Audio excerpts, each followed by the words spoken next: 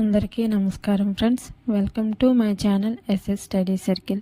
ఈనాడు పేపర్లో వచ్చేటువంటి ముఖ్యమైన కరెంట్ అఫైర్స్ అనేది ప్రతిరోజు కూడా మన ఛానల్లో అయితే డిస్కస్ చేస్తున్నాం. 2026 ఫిబ్రవరి 11వ తారీఖు సంబంధించినటువంటి ముఖ్య అంశాలు అయితే చూద్దాం. మొదటి అంశం వచ్చి జీనోమ్ వ్యాలీ ఎక్సలెన్స్ పురస్కారం గురించి. సెకండ్ వన్ వచ్చి ఫ్రాన్స్ అధ్యక్షుడు ఇమాన్యుయల్ మ్యాక్రాన్ భారత్ పర్యటన గురించి. థర్డ్ వన్ వచ్చి భారత్లో స్వల్పంగా తగ్గిన అవినీతి గురించి ఆ సూచిక అయితే వచ్చింది, ఆ సూచిక గురించి చూద్దాం. ఫోర్త్ వన్ వచ్చి జాయింట్ కమిటీ చైర్పర్సన్గా పురంధేశ్వరి గారు. వీటితో పాటు మరికొన్ని ముఖ్య అంశాలు అయితే చూద్దాం. అందులో మొదటి అంశం వచ్చి జీనోమ్ వ్యాలీ ఎక్సలెన్స్ పురస్కారం. దీని గురించి చూద్దాం. జీనోమ్ వ్యాలీ ఎక్సలెన్స్ పురస్కారం 2026 గాను ప్రముఖ శాస్త్రవేత్త డాక్టర్ బ్రూస్లీ లెవిన్కి అయితే అందించడం అయితే జరిగింది. దీనికి తెలంగాణ ప్రభుత్వం హైదరాబాద్ వేదికగా అయితే బయో ఆసియా సదస్సు 2026 అనేది నిర్వహిస్తుంది. దీన్ని tech bio unleashed AI automation biology revolution అనే థీమ్తో అయితే దీన్ని అయితే నిర్వహిస్తున్నారు ఈ సదస్సుని. ఈ సదస్సులో భాగంగానే ఇతనికి జీనోమ్ వ్యాలీ ఎక్సలెన్స్ పురస్కారం 2026 గాను ప్రముఖ శాస్త్రవేత్త అయినటువంటి డాక్టర్ బ్రూస్ లెవిన్కి అయితే అందించడం అయితే జరిగింది. ఇతనికి కణ జన్యు చికిత్స, ఇంజనీర్డ్ టీ కణాల ఆవిష్కరణలు, క్యాన్సర్ ఇమ్యూనోథెరపీ చికిత్సలపై పరిశోధన చేసినందుకు గాను ఇతనికి అయితే ఈ పురస్కారాన్ని అయితే అందించడం జరిగింది. సో ఇంపార్టెంట్ గుర్తుపెట్టుకోవాలి. ఇటీవలి జీనోమ్ వ్యాలీ ఎక్సలెన్స్ పురస్కారం 2026 గాను ఎవరికి ఇవ్వడం జరిగిందని అడగచ్చు. ఆన్సర్ వచ్చి ప్రముఖ శాస్త్రవేత్త అయినటువంటి డాక్టర్ బ్రూస్ లెవిన్కి అయితే అందించడం జరిగింది. ఇతను చేసి ఏ పరిశోధనలు కానీ అతనికి అందించారని కూడా ఆడడానికి అవకాశం ఉంటుంది కాబట్టి గుర్తుపెట్టుకోవాలి, ఇంపార్టెంట్. నెక్స్ట్ అంశం వచ్చి భారత్ పర్యటనకు ఫ్రాన్స్ అధ్యక్షుడు. దీని గురించి చూద్దాం. ఫ్రాన్స్ అధ్యక్షుడు అయినటువంటి ఇమాన్యుయల్ మ్యాక్రాన్ అనే అతను భారతదేశానికి అయితే 3 రోజుల పర్యటనకు అయితే వస్తున్నారు. ఇతను ముంబైలో అయితే అడుగు పెడతారు. అక్కడ మోడీతో కలిసి India France year of innovation అయితే ప్రారంభిస్తారు. ముంబైలో ద్వైపాక్షిక చర్చలు జరిపే అవకాశం కూడా అయితే ఉంది. హోరైజన్ 2047 మార్గసూచికలో పేర్కొన్నటువంటి అంశాలపై మోడీ ఇమాన్యుయల్ మ్యాక్రాన్ అన్నారు ఆలోచనలు అయితే జరుపుతారనేసి భారత విదేశీ వ్యవహారాల శాఖ మంత్రి అయినటువంటి వాళ్ళైతే చెప్పడం జరిగింది.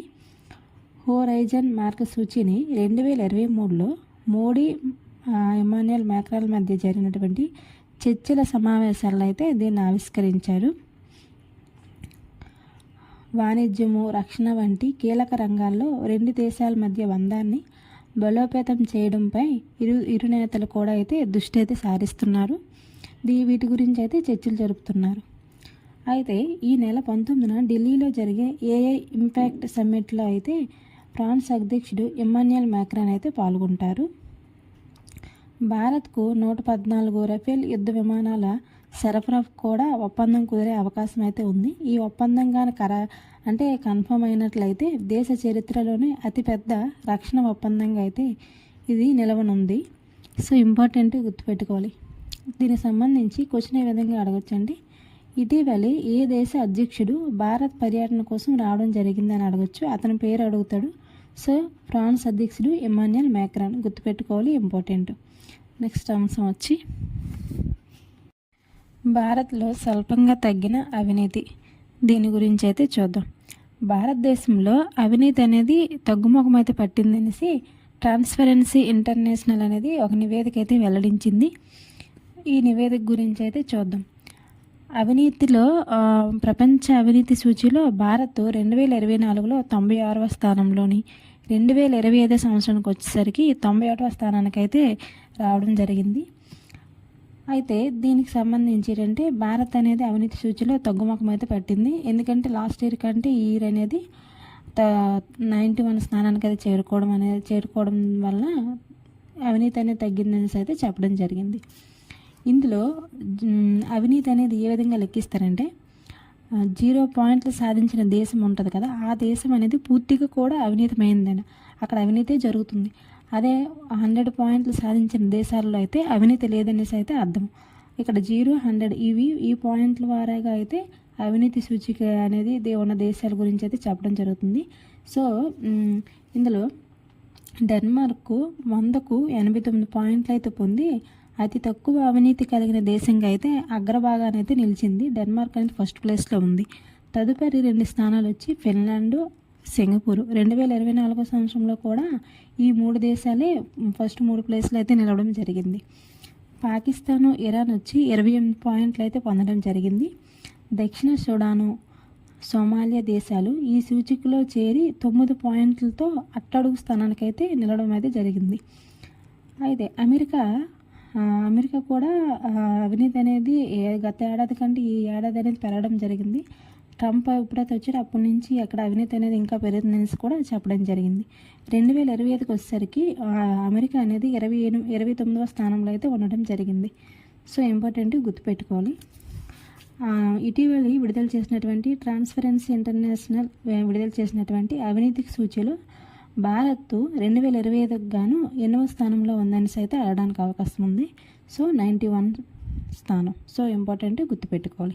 భారత్కు వచ్చి ఎన్ని పాయింట్లు అంటే 39 పాయింట్లతో 91వ స్థానంలో అయితే నిలవడం జరిగింది. ఇంపార్టెంట్ గుర్తుపెట్టుకోండి. నెక్స్ట్ అంశం వచ్చి జాయింట్ కమిటీ చైర్పర్సన్గా పురంధేశ్వరి గారు. దీని గురించి అయితే చూద్దాం. ఉన్నత విద్యా కమిషన్ ఏర్పాటుపై అధ్యయనానికి జాయింట్ కమిటీకి చైర్పర్సన్గా పురంధేశ్వరిని అయితే నియమించడం జరిగింది. ఉన్నత విద్యారంగ నియంత్రణకు యూజీసీ, ఏఐసిటిఈ, ఎన్సిటిఏల స్థానంలో అయితే కొత్తగా ఉన్నత విద్యా కమిషన్ని ఏర్పాటు చేయాలనేసి అయితే కేంద్రం అనేది భావిస్తుంది. ఇందుకు కేంద్ర విద్యాశాఖ గత నెలలో డిసెంబర్లో పార్లమెంట్లో ప్రవేశపెట్టిన వికసిత్ భారత్ శిక్షా అధిష్టాన బిల్ అధ్యయనం కోసం ఉభయ సభ్యులతో జాయింట్ కమిటీని అయితే ఏర్పాటు చేస్తూ లోక్సభ సచివాలయంలో అయితే దీనికి సంబంధించి బులెటిన్ అయితే విడుదల చేయడం జరిగింది. అయితే ఈ కమిటీకి చైర్పర్సన్గా ఉన్నటువంటి పురంధేశ్వరి గారు రాజమండ్రి ఎంపీ అన్నమాట. ఈమెను ఈ కమిటీకి చైర్పర్సన్గా అయితే నియమించినట్లుగా చెప్పడం జరిగింది. ఈ కమిటీకి లోక్సభ నుంచి 21 మంది, రాజ్యసభ నుంచి 10 మంది సభ్యులతో అయితే ఈ కమిటీ అనేది ఏర్పాటు అయింది.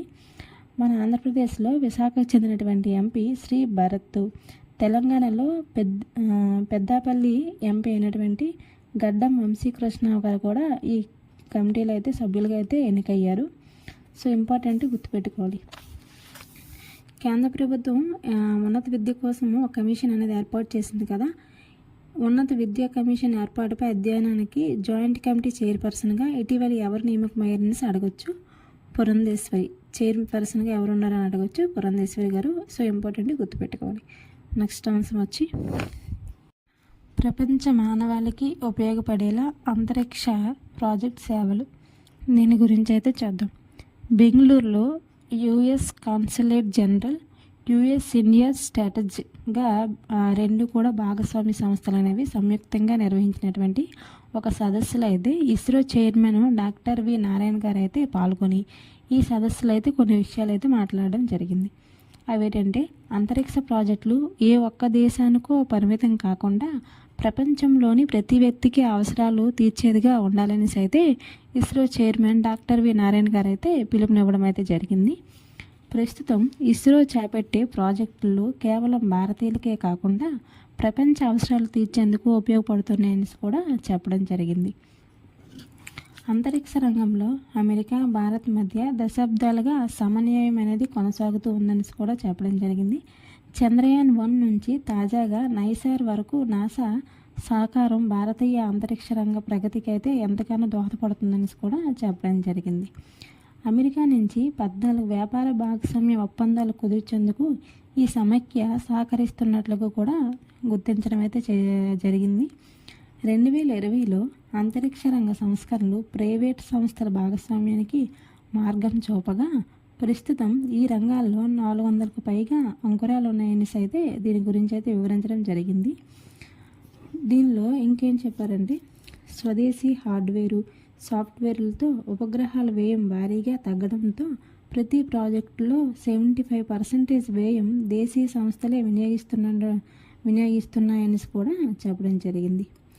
2035 నాటికి భారతీయ అంతరిక్ష స్పేస్ 2040లో చంద్రుడిపైకి మానవ సహిత యాత్రనైతే చేపట్టడము ఇస్రో లక్ష్యమని కూడా ఈ సదస్సులో భాగంగా అయితే ISRO chairman doctor V Narayana గారు అయితే చెప్పడం జరిగింది. సో ఇంపార్టెంట్ గుర్తుపెట్టుకోవాలి. నెక్స్ట్ అంశం వచ్చి స్పీకర్పై అవిశ్వాస తీర్మానం. దీని గురించి అయితే చూద్దాం. లోక్సభ స్పీకర్ ఆ పదవి నుంచి తొలగింపజేసేందుకు ఇది వరకు స్వతంత్ర భారత చరిత్రలో 3వసారి జరిగిన ప్రయత్నాలు కూడా విఫలమయ్యాయి. ఇప్పుడు లోక్సభ స్పీకర్ అయినటువంటి ఓం బిర్లా గారు రాజస్థాన్లోని కోటా నియోజకవర్గం నుంచి అయితే ఇతను లోక్సభకు ఎంపీకి అయితే ఎన్నికవడం జరిగింది.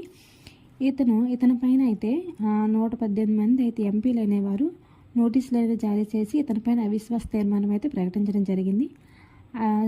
లోక్సభ స్పీకర్పై అవిశ్వాస తీర్మానము ఏ అధికరణం ప్రకారము ప్రవేశపెడతారంటే 94 క్లాస్ సి.